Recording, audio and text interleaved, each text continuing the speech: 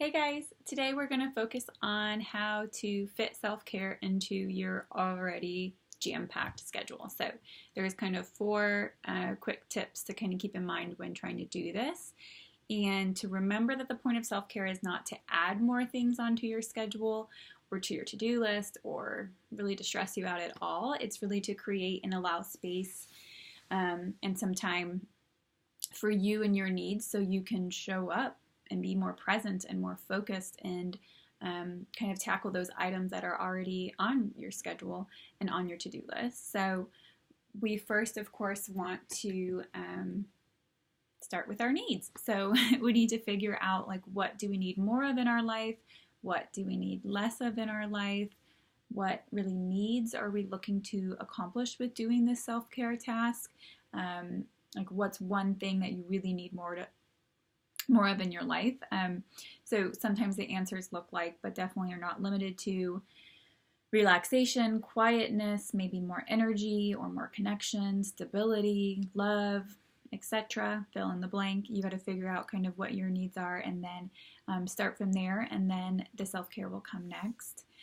When thinking about the self-care next, we really want to try to think micro and not macro. And so what that means is really to kind of think of it in smaller chunks than as the bigger items that sometimes we think about self-care as, in regards to like going to the spa or going to work out or doing a yoga class or whatever it may be. Sometimes those take a whole day, a half a day, or even several hours. So instead of doing large chunks of self-care all the time, we want to break it down into more digestible chunks so we can squeeze it into our day-to-day schedule. So I mean, having a spa day and taking a mini day trip or working out are all great, like macro self-care items, but we shouldn't focus all of our energy on those. We really want to leave some time for those micro self-care items, which could be, maybe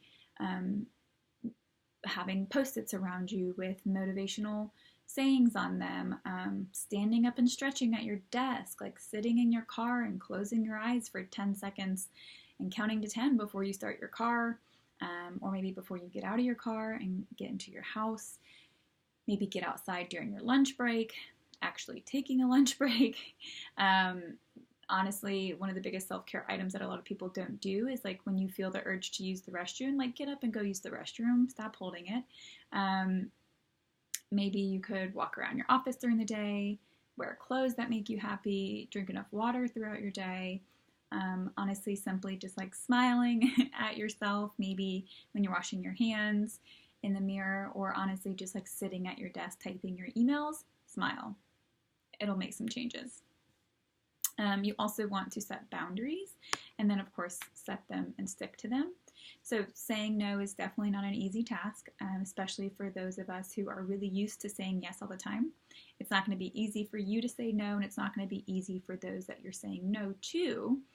But when we do say no to things and we kind of push back and set appropriate boundaries with people or with things, we kind of free up some time and we allow ourselves this like appropriate power to take back, to kind of give to us, whether that looks like self-care or self-love, but it really gets us to a space where we can cherish our wants and our needs and our abilities, and remember that the world isn't going to go anywhere, and it's definitely still going to be there for you after you're done taking that 30 minutes or 10 minutes or whatever it may be for yourself.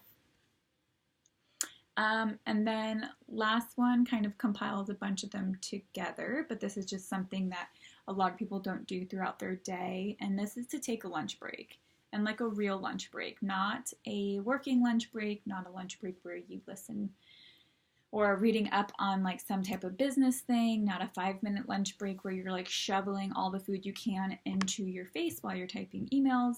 Like a real lunch break, like leave your workstation and let yourself decompress from whatever it is. And I know we all don't have the luxury of like taking a legit 1 hour or 2 hour lunch break, but if you do, take advantage of it and actually use it, because that's fantastic. But if you don't, you need to be a little bit more creative and find a way to turn off your brain. Maybe that means just like shutting your computer or going to the break room if you can, popping in like a true crime podcast or your favorite Spotify playlist, or just something else that really interests you outside of your day-to-day grind that we all call work. So I hope those four tips and tricks,